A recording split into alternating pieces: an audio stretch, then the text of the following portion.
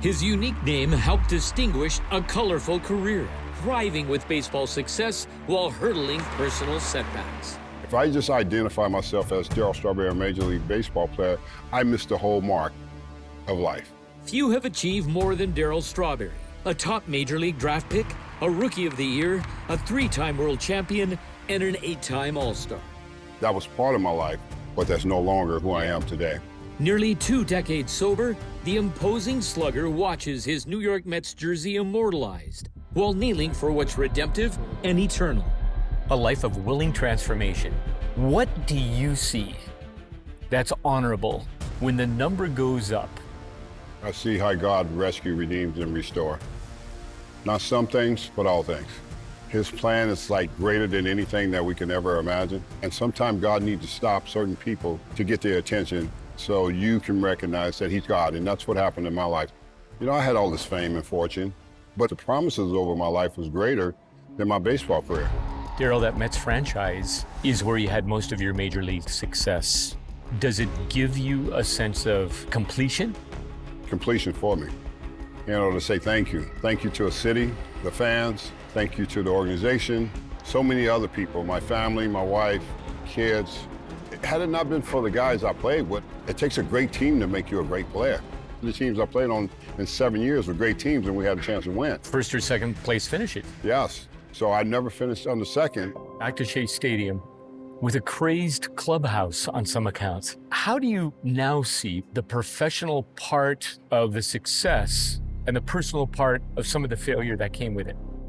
There's 2 parts of life, the achieving and the struggle. The Bible didn't say some of us would fall short. It said we would all fall short of the glory of God. So understanding falling short was a part of it. It doesn't mean you stay there. And that's when I was able to fall on my knees. Jesus was there. 7 years of discipleship, of learning God's word and learning who God is. I'm glad I took the time off to do that, to become that man. Does it inspire you, seeing his life? Definitely, it inspires me. I know he's a guy who can call, not gonna judge me. He can relate to the things I struggle with. And I can talk to him about anything and be open with it, knowing that it's not gonna go anywhere. 7 years ago now, when my mom was sick, he went to visit my mom and spent like 2 hours with my mom, praying on my mom. That's when I knew it's for real. The pain of uncertainty. How has all that positioned you as an overcomer? We all have some type of pain and some type of hurt, some type of rejection, loneliness that we go through. I didn't have a father. He rejected me. So I had to battle through that. That was my own personal battle to get out on this field and make it happen.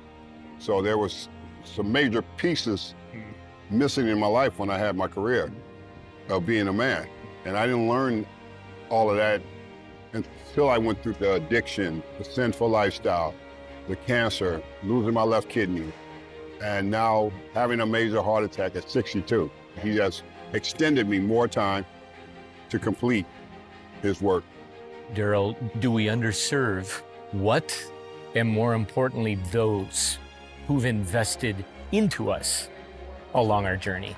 I'm glad for the struggle because I probably would have never found the symbol of the cross. I would probably be still today chasing notoriety than being the man that God wanted me to be. I'm living the legacy of my mom and what she prayed for. And I'm so thankful for that because that's transformation, because Christ is alive and Christ comes in you. Now Christ lives in you. In a career linked to statistics and performance, how do you hear his approval for not what you do, but for who you are? You receive his approval when you know him.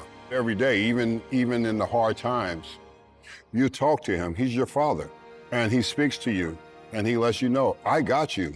I live for the kingdom. I don't live for a brand. I don't live for applause. I mean, I live because of what Jesus has done, and I know what the light looks like. The light is greater than the darkness, and people need to understand that. I knew his story and gravitated towards him. He welcomed that right away, and we've been able to have great conversation of the radical change that Jesus can bring into your life when you accept him and bring him in. For me, it's an incredible story that's really inspiring. Everybody says, well, should he made the Hall of Fame? Maybe, probably, but for me, what he's doing now with his ministry work, helping people traveling around the country, when he had this heart attack, to me was, Every day I'm off the road is one less person I can help. To me, it's much more important than the pocket 2%. The term immortalized, you'll have your number on that. I just wonder how it brings you into that image of God that he calls us. That's more important than radical change that my life has taken. I've had an incredible encounter with God.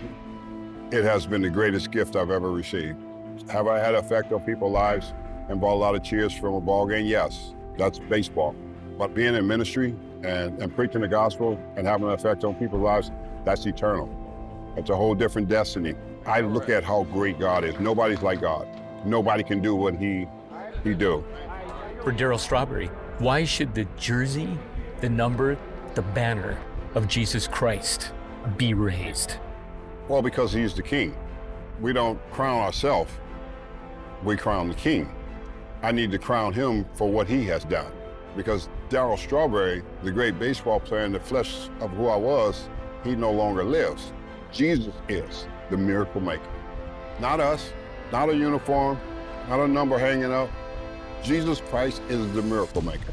And his love for people is to spare people and save people.